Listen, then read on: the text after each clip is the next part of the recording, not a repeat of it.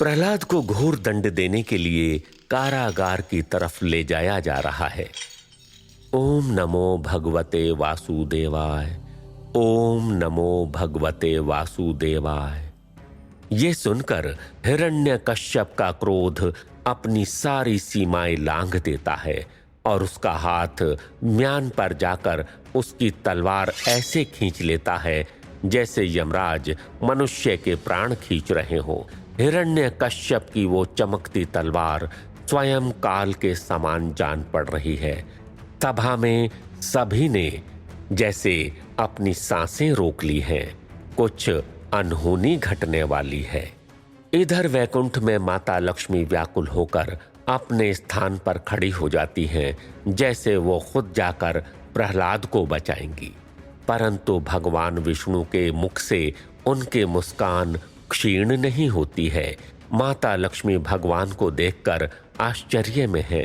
श्री हरि विष्णु तो अपने हाथ में लिए कुंदन की माला को हिला रहे हैं, जैसे कोई बच्चा अपने खिलौने से खेलता है।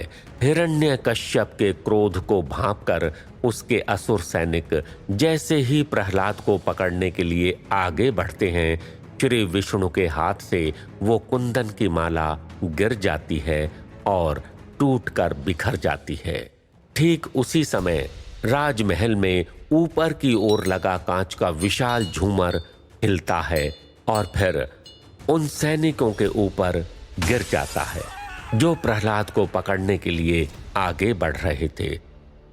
दरबार में मौजूद सभी लोगों के लिए ये एक विस्मित कर देने वाला दृश्य था। सभी आश्चर्य में हैं। देवलोक में इंद्र और बैकुंठ लोक में मां लक्ष्मी भी ये अद्भुत सा चमत्कार देख स्तब्ध हैं। मां लक्ष्मी ध्यान से प्रहलाद की तरफ देखती हैं। वो देखती हैं कि प्रहलाद का पूरा शरीर एक अदृश्य कवच से ढका हुआ है, जिसे हिरण्यकश्यप अपने अहंकार और क्रोध के आगे देख नहीं पा रहा है। सारे सैनिक झूमर से चोटिल हैं। उन्हें वहां से ले जाया जाता है, लेकिन श्रीहरि की ये कृपा हिरण्यकश्यप के क्रोध को भड़का रही है।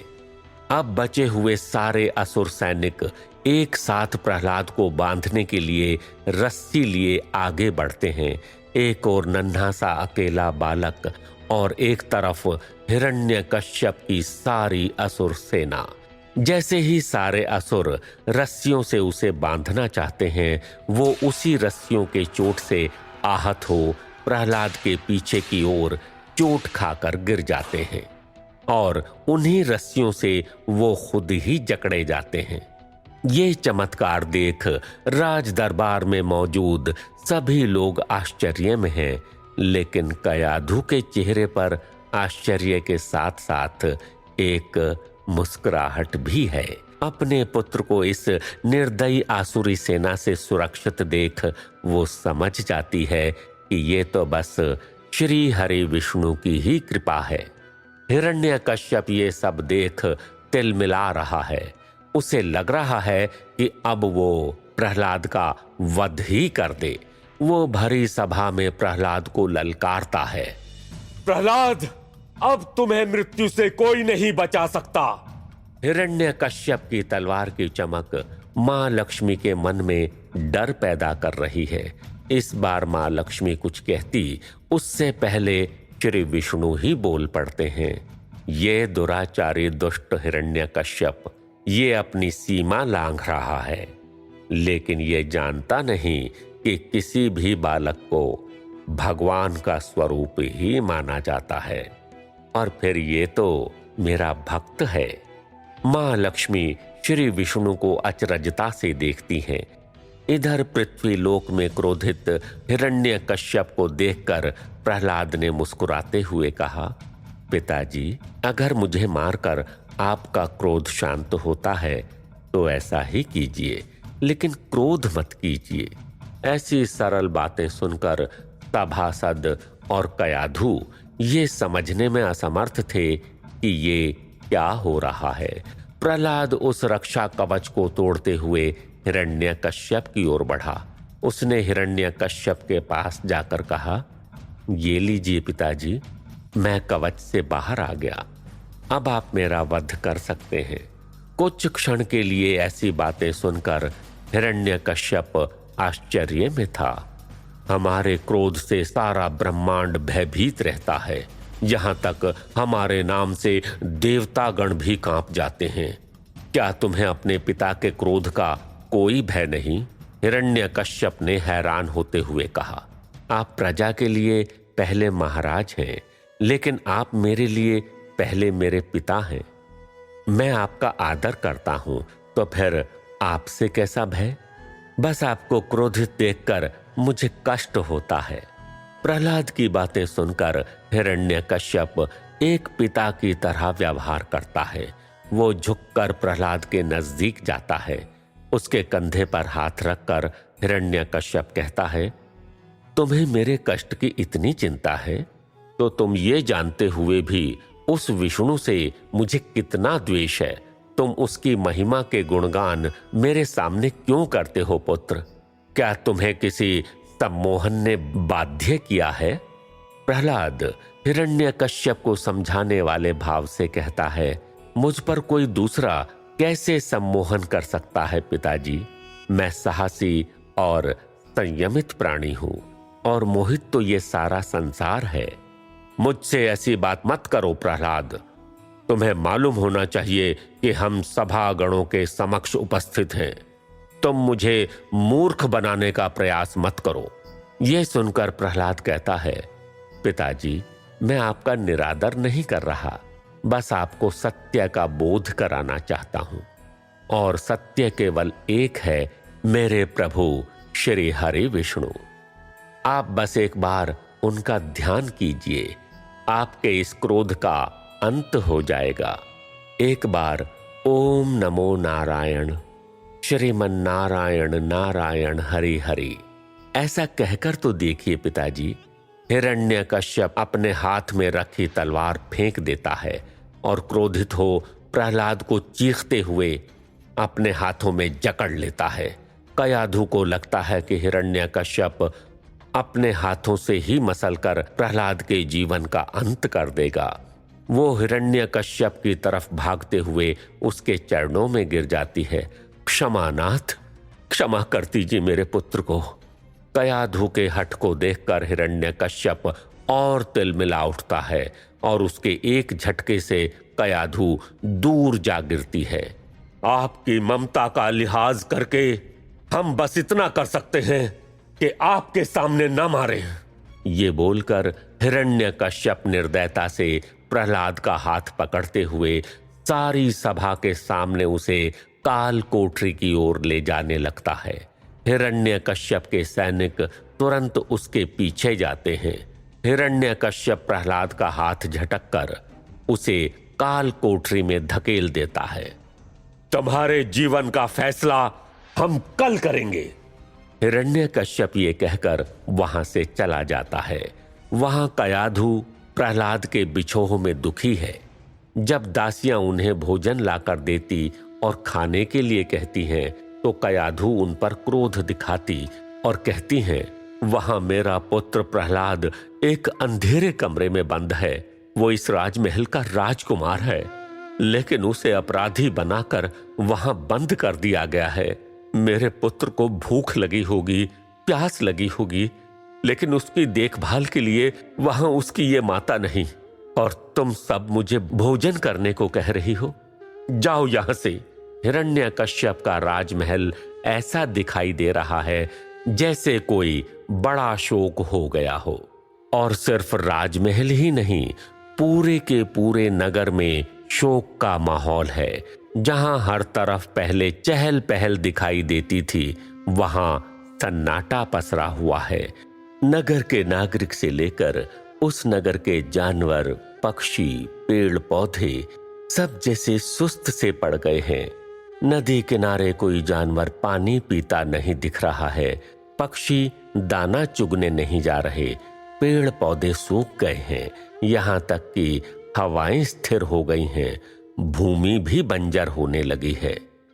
नगर के चप्पे चप्पे पर उदासी दिख रही है। नगर में भी यही बातें हो रही हैं कि प्रहलाद का क्या होगा और प्रहलाद क्यों राजा हिरण्यकश्यप के विरुद्ध जा रहा है।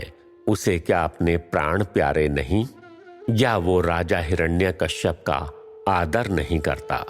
हर कोई अपने आवास स्थल में बंद दबे स्वर में प्रहलाद की ही बातें कर रहा है। कोई पक्ष में है तो कोई विपक्ष में, लेकिन हिरण्यकश्यप के डर से ऊंचे स्वर में कोई बात नहीं कर रहा है। वास्तव में यही तो डर है हिरण्यकश्यप को कि जब स्वयं का पुत्र अगर उसके विरुद्ध जाने लगा तो लोग कैसे उसकी बात मानेंगे। इसी वजह से वो पुत्र मोह का त्याग किए हुए है।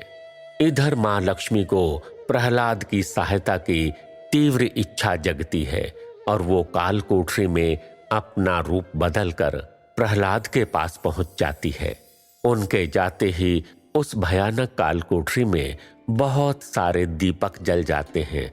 सुगंधित धूप और फूलों से कोठरी महकने लगती है।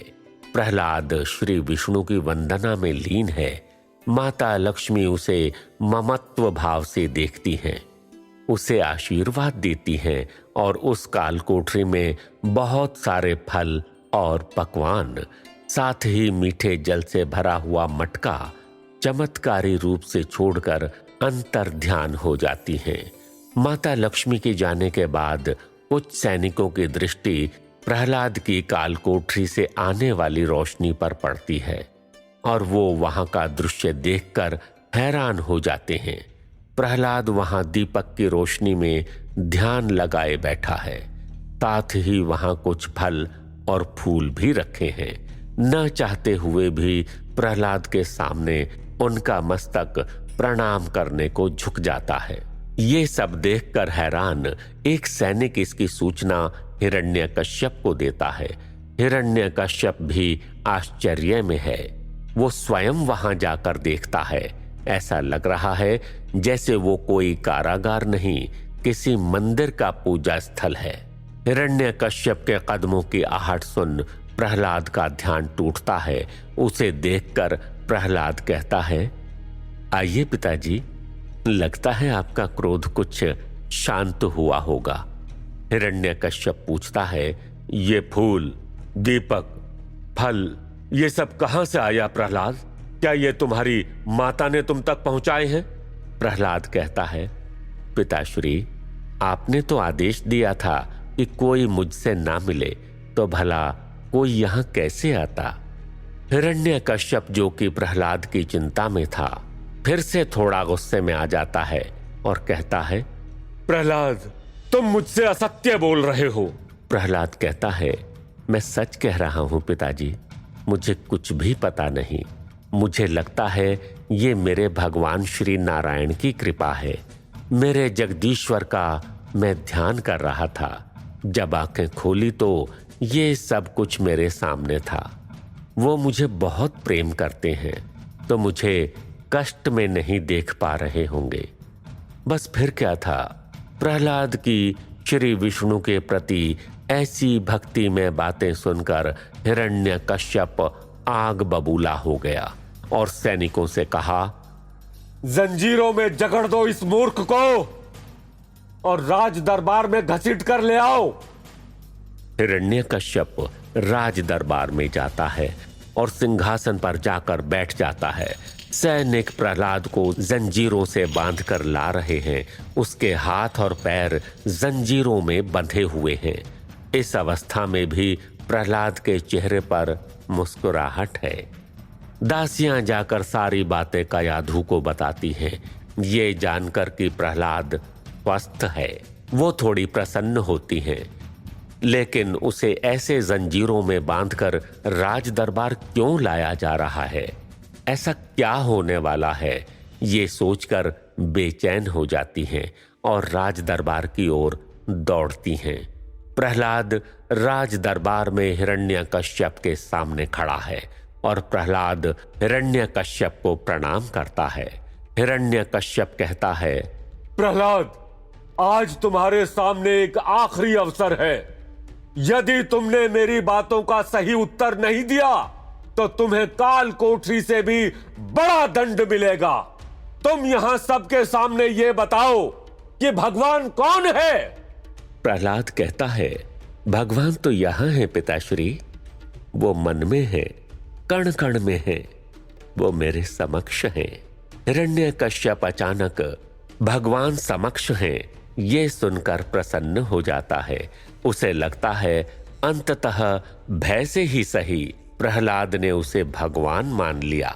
वो प्रहलाद से कहता है, तुमने मुझे भगवान मान लिया, मैं बहुत प्रसन्न हूं।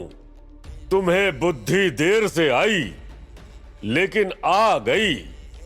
प्रहलाद कहता है, मैंने ये कब कहा पिताश्री कि आप भगवान हैं? भगवान तो मेरे श्री विष्णु ही हैं, लेकिन वो हर जगह है। ऐसा सुनते ही हिरण्यकश्यप क्रोध से दहाड़ लगाता है। मूर्ख, तुम किसके सामने खड़े हो? ये भूल रहे हो, तुम्हें आदेश दिया जाता है कि तुम उस विष्णु का नाम नहीं लोगे, नहीं तो तुम्हें भरी सभा में मृत्यु दंड दिया जाएगा। मृत्यु दंड सुनकर सब अवाक हैं। कयाधु तो बेहोश हो जाती है, दासियां उसे संभालती हैं। प्रहलाद हिरण्यकश्यप को उत्तर देता है, पिताश्री, आप चाहे तो मुझसे मेरे प्राण मांग लें, लेकिन मुझे परम दयालु मेरे भगवान श्री विष्णु की आराधना से वंचित होने का आदेश न दीजिए। आपका आदेश मैं स्वीकार नहीं कर पाऊंगा, इसीलिए अब आप दंड स्वरूप जो चाहें कर सकते हैं। हिरण्यकश्यप अपने सामंतों को आदेश देता है कि इसी क्षण तलवार से प्रहलाद के टुकड़े टुकड़े कर डालो। प्रहलाद श्री विष्णु की वंदना करने लगता है और सामंत उसे मारने के लिए तलवार निकाल लेते हैं। आखिर कैसे बचेगा प्रहलाद सामंतों के वार से? जानने के लिए सुनिए समस्त पापों को हर लेने वाला विष्णु पुराण।